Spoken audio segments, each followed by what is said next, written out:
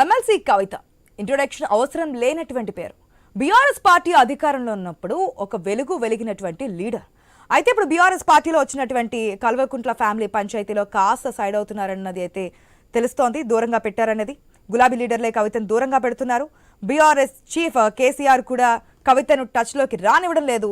ఇలాంటి టైంలో కవితకు కాంగ్రెస్ పార్టీ హస్తం అందిస్తుందా అన్న అనుమానాలు కలుగుతున్నాయి. ఈ మధ్య జరిగిన పరిణామాలు కూడా అదే నిజమంటున్నాయి. ఎమ్మెల్సీ తీన్మార్ మల్లన్న వర్సెస్ కవిత ఎపిసోడ్లో కూడా బీఆర్ఎస్ అంటీ ముట్టినట్లుగానే వ్యవహరించింది. మల్లన్న కవితపై చేసిన వ్యాఖ్యలపై గులాబీ శ్రేణుల నుంచి స్పందన రాలేదు. కనీసం ఒక్క లీడర్ కూడా ఖండించలేదు. అలాంటి టైంలో టీపీసీసీ చీఫ్ మహేష్ కుమార్ గౌడ్ కవితకు మద్దతు తెలిపారు.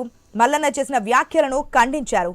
కామెంట్స్ గర్హనీయమంటూ మల్లన్నకు బిగ్ షాక్ ఇచ్చారు మహేష్ కుమార్ గౌడ్. మహిళలను గౌరవించుకోవడం మన సంప్రదాయం. మహిళలపై ఎమ్మెల్సీ మల్లన్న చేసిన అనుచిత వ్యాఖ్యలు ఖండించాల్సిందేనంటూ ప్రకటన చేశారు. అటు తర్వాత నిజామాబాద్ పర్యటనకు వెళ్లిన ఎమ్మెల్సీ కవితకు ఘన స్వాగతం లభించింది. అక్కడ కూడా కనిపించిన వారిలో ఎక్కువ మంది కూడా కాంగ్రెస్ శ్రేణులే ఉన్నారు. అధికారికంగా కవిత కాంగ్రెస్ కండువా కప్పుకోకున్నా అనధికారికంగా అంతా జరిగిపోతున్న ప్రచారం జరుగుతోంది.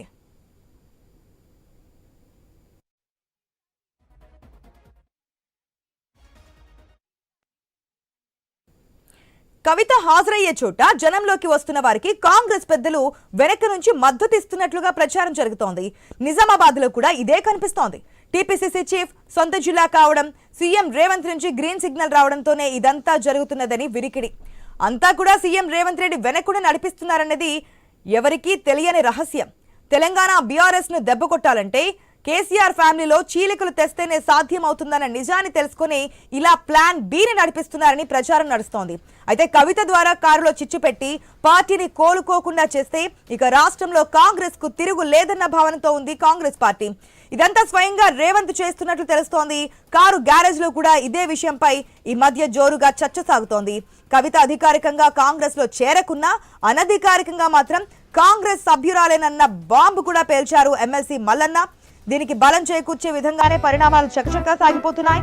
అధికారికంగా మాత్రం ఎప్పుడు కాంగ్రెస్ లో చేరేది తెలియకున్నా హస్తానికి కవిత దగ్గర అవుతున్నట్లు తెలుస్తోంది. ముందు ఎలాంటి ఆటంకాలు అడ్డంకులు లేకుండా చూసుకునేందుకు ఇప్పటికే రేవంత్ హైకమాండ్ తో చర్చలు జరిపారన్న ప్రచారం కూడా ఉంది.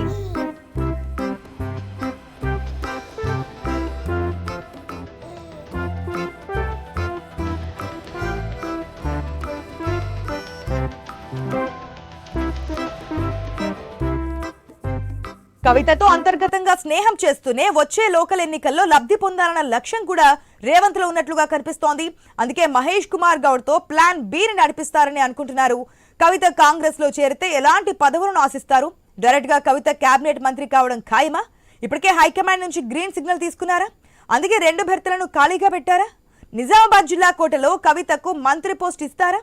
ఇన్నాళ్ళు ఈ రహస్య స్నేహం కొనసాగుతోంది అనేదే ఇప్పుడు చర్చనీయాంశంగా మారింది.